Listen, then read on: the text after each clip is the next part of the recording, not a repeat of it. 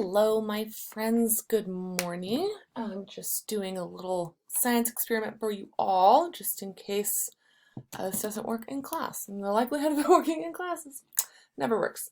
So this week we are looking at seawater properties, which includes density, right? And so in face-to-face times, we would be in class right now playing with these little very sensitive glass things. This is called a hygrometer. And this has, I think, lead on the bottom. And when you put it into a substance that is nice and dense, it floats. And it has these lines here on the side that indicate a number. And that number will give the specific gravity, which in essence will also tell us the density. And then what we also are going to be using today, there are thermometers, so straight up thermometers. I don't think it's actual mercury anymore, but it used to be a little red substance, but this time it's blue, and this will tell us the temperature of the water. And once we have the density and the temperature of the water, then you should be able to determine the salinity of the water. So I have prepared a couple of various jars with various salinities and temperatures. Blue one here is a nice cooled down salty water. And this red one here is a nice warm one. And I have a green one, which is a bit neutral. And that one, I think we're going to have to do some modifications into how you're going to find the salinity too. But we'll get to that if it doesn't work. Okay, so first, I'm going to, I was supposed to pick up beakers from school. I picked up beakers, but not the tall enough ones. So I've had to improvise with things that I had in my home.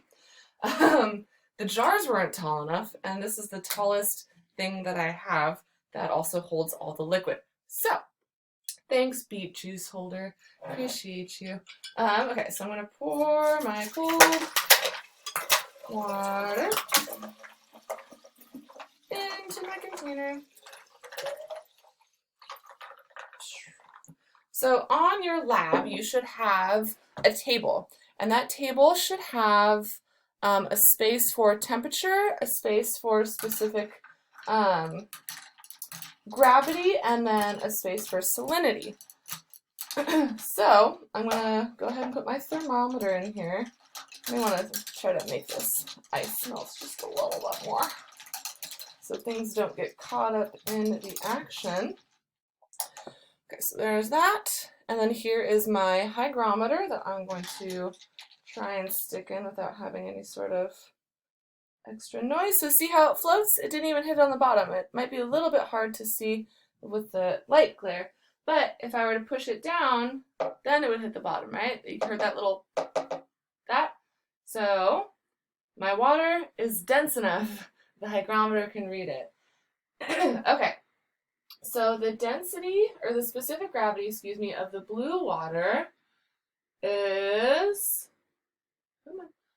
1.034. 1.034 for that, for the specific gravity. And then the temperature is about 6 degrees Celsius. So 6 degrees Celsius, 1.034 for the specific gravity. And this is for the blue. Okay.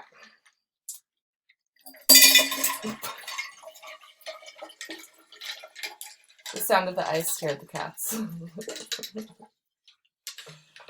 Ice is scary. I mean, come on. Icebergs, hello. Did anyone watch Titanic? Okay, so now we're going to do the red one. I don't know if you can see. It's steaming because it's hot. Just warmed it up.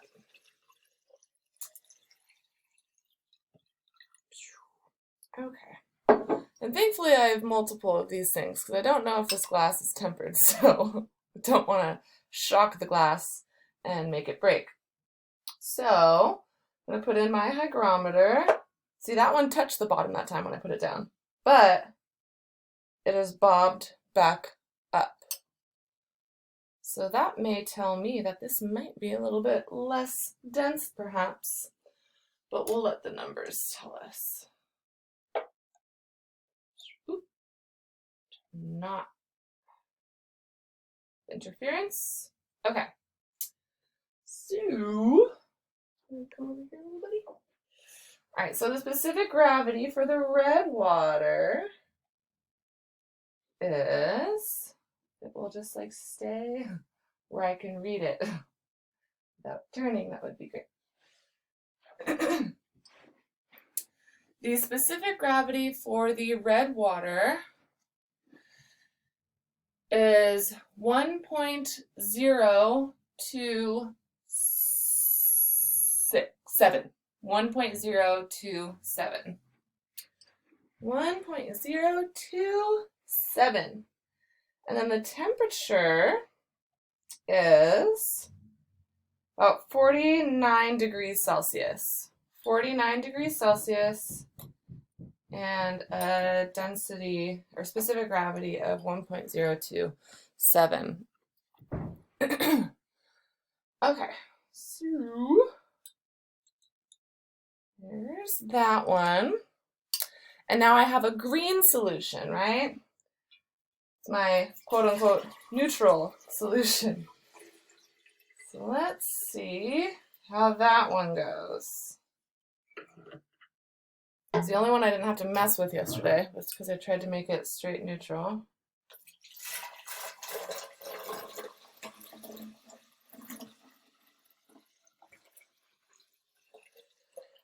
Okay, so how I measured all of this stuff, in case you were wondering, is I have a kitchen scale at home. So I do a lot of fermenting, and it's really important, especially also if you're doing any sort of baking, it's really good to have a kitchen scale to be really accurate. So that's how I was able to measure this stuff out. I would measure my water, and then it would read me a certain weight, like 1,400, I think, grams. And then I times that number by whatever salinity I wanted, which I'm not going to tell you because you have to figure it out. And then went from there. Okay, so as I suspected, the green water, the hygrometer went straight to the bottom. It did not try to bounce up, nothing like that. So that tells me that this water is not dense enough or not tall enough. It's not in a tall enough contraption or narrow enough to be able to tell us what the density is. So what we're going to do, we're going to go opposite ways a bit. So I'm going to tell you the temperature and tell you the salinity, and then you have to tell me what the specific gravity would be. So you're just going to go opposite way up your graph. And I'll try to show you how to do that as well. Okay, so your temperature is about 22 degrees Celsius. So it's been sitting out all night, so it's perfect room temperature, like 72 degrees Fahrenheit, I think is what my apartment's at right now. And then the density that I made it was 2.5%, so that's 25 parts per thousand. 25 parts per thousand and 22 degrees Celsius. So you're gonna go on your TD graph, you have your temperature, and you're going to have your salinity, and then you just match up the salinity with the temperature, and then go over to the left side of your graph to give us the density. And I'll try to show that in class as well. And then for funsies, I also made a solution of extremely salty water. So I made this about 34%, which is roughly the density of the Dead Sea.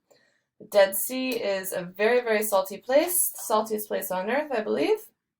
And I made this solution last semester, and it cracked me up because I didn't realize that it wasn't going to work like at all. So there's so much salt in here. It's 34% salt.